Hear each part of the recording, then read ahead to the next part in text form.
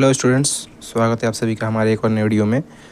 तो इससे पहले वाले वीडियो में हमने देखा था कि प्रोकैरियोटिक सेल क्या होती हैं, और इस वीडियो में हम देखने वाले हैं कि उसका हमारा जो अगला टाइप है यूकैरियोटिक सेल, है ना। क्या है यूकैरियोटिक सेल, क्या होता है, और उनके फिगर के माध्यम से हम उनके फंक्शन के बारे में समझने की कोशिश करते हैं। ठीक है, चलिए आइए वीडियो का शुरुआत करते हैं। तो ये जो आप अभी पिक्चर देख रहे हैं ये डायग्राम है यूकैरियोटिक सेल का। तो इस डायग्राम को देखने से पहले कुछ बेसिक जानकारी हम देख लेते हैं जो कि यूकैरियोटिक सेल में हमें देखना है। तो यूकैरियोटिक जो वर्ड है यूकैरियोटिक ना, ये जो यूकैरियोटिक वर्ड है ये किन किन शब्दों से बना हुआ है इसको हम लोग देख लेते हैं। तो ये बना हुआ है यू और कैरियन, यू और कैरियन, ये दो वर्ड से मिलकर के बना हुआ है। इसका मतलब होता है न्यूक्लियस, कैरियन मतलब क्या होता है न्यूक्लियस, और यू मीन्स होता है वेल डेवलप्ड, वेल डेवलप्ड, यानी कि जो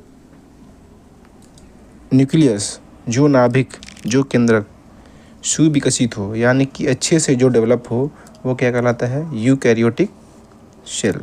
समझ गए होंगे। तो इसमें क्या होता है, अब फिगर के माध्यम से देखना हम लोग देखेंगे। इसमें और क्या जानना है, इसमें यह है कि वैसा सेल है ना, वैसा सेल जिसमें वेल डेवलप्ड क्या हो, वेल डेवलप्ड न्यूक्लियस हो, वेल डेवलप्ड न्यूक्लियस हो, एंड सेल मेम्ब्रेन हो ना, कोशिका भित्ति हो, और उसके बहुत सारे कोशिकांग हो ना, उसके बहुत सारे पार्ट्स हो, तो वो क्या कहलाता है यूकैरियोटिक सेल, यूकैरियोटिक सेल कहलाएगा, है ना। इसमें सबसे मेन क्या है, जिसमें वेल डेवलप्ड न्यूक्लियस होता है वो यूकैरियोटिक सेल कहलाता है। तो ये सब किस में पाया जाता है ना, प्लांट्स हो गया ना, प्लांट्स हो गया, एनिमल्स हो गए, है ना। इन सभी में आपको क्या मिलेगा यूकैरियोटिक सेल मिलेगा, है ना। तो चलिए अब आगे देख लेते हैं थोड़ा सा।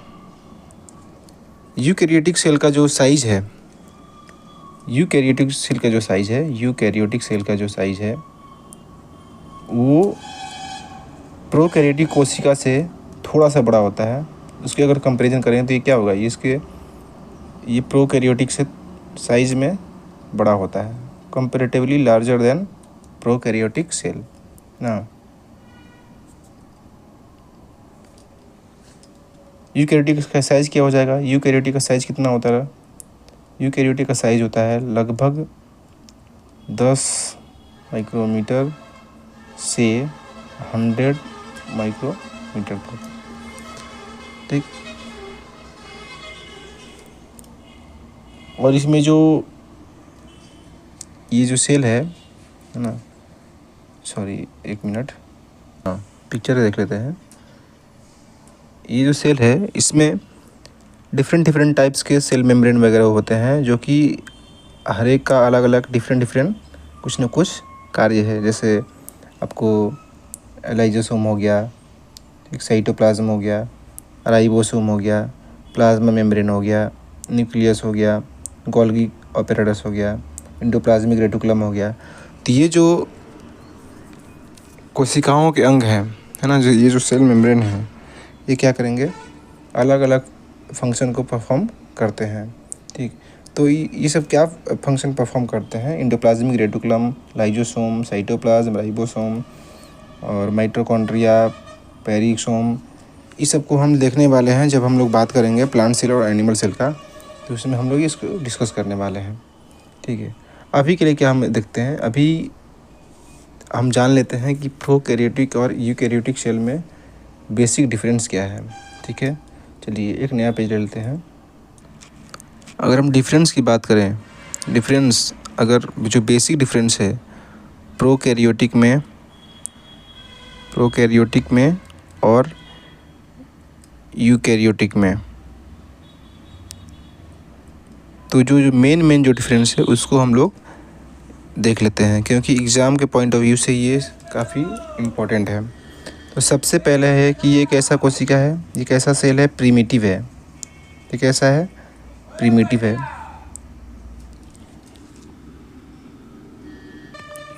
दूसरा क्या है, ये जो यूकैरियोटिक है ये कैसा है, वेल डेवलप्ड सेल है।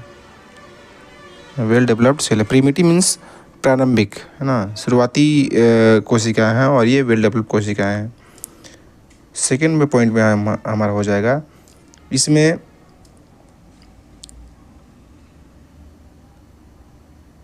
इंसिपिएंट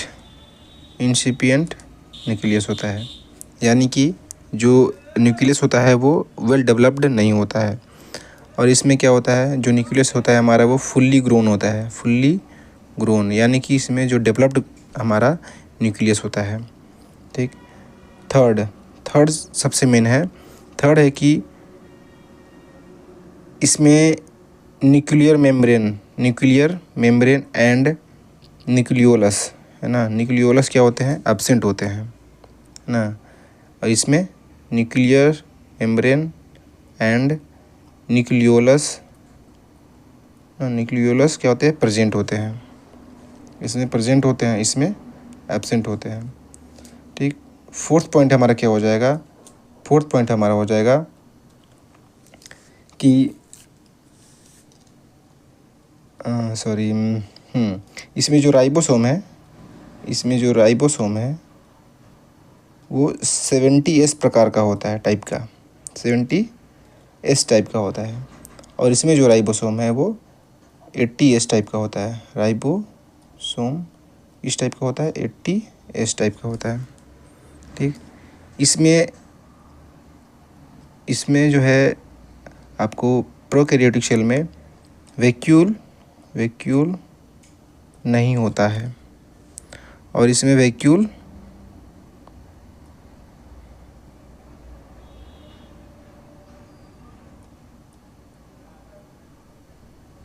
इसमें होता है। ठीक।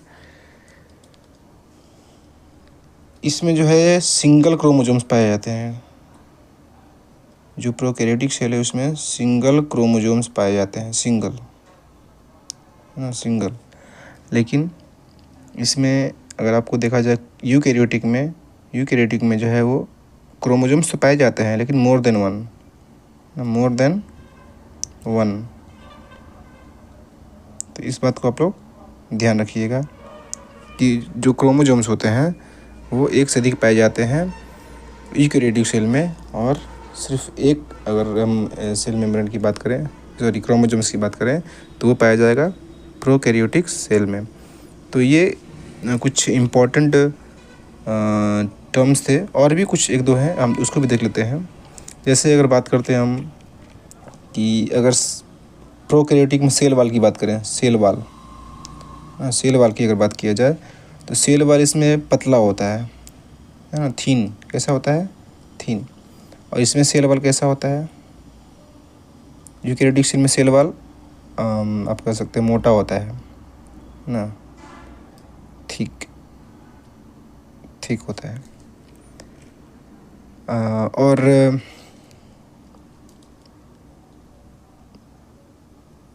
इसमें जो रेस्पिरेशन होता है ना, किसमें, प्रोकैरियोटिक सेल में जो रेस्पिरेशन होता है वो कहाँ से होता है, प्लाज्मा मेम्ब्रेन से होता है। लेकिन यूकैरियोटिक सेल में जो रेस्पिरेशन होता है वो आपको पता होगा माइटोकॉन्ड्रिया से होता है। इसलिए क्या कहते हैं, mitochondria is the powerhouse of the cell. ठीक है, तो इस वीडियो में बस इतना ही। इस वीडियो में हमने देखा कि यूकैरियोटिक सेल किसे कहते हैं और बेसिकली जो प्रोकैरियोटिक सेल हैं और यूकैरियोटिक सेल हैं उनके बीच बेसिक डिफरेंस क्या होता है। इसके बाद वाली वीडियो में इसके यानी कि नेक्स्ट वीडियो में देखने वाले हैं कि प्लांट सेल और एनिमल सेल का स्ट्रक्चर कैसा होता है और उनके बीच जो बेसिक डिफरेंस है जो हमें जानना चाहिए वो क्या होता है। तो चलिए मिलते हैं नेक्स्ट वीडियो में, तब तक के लिए जय हिंद जय भारत।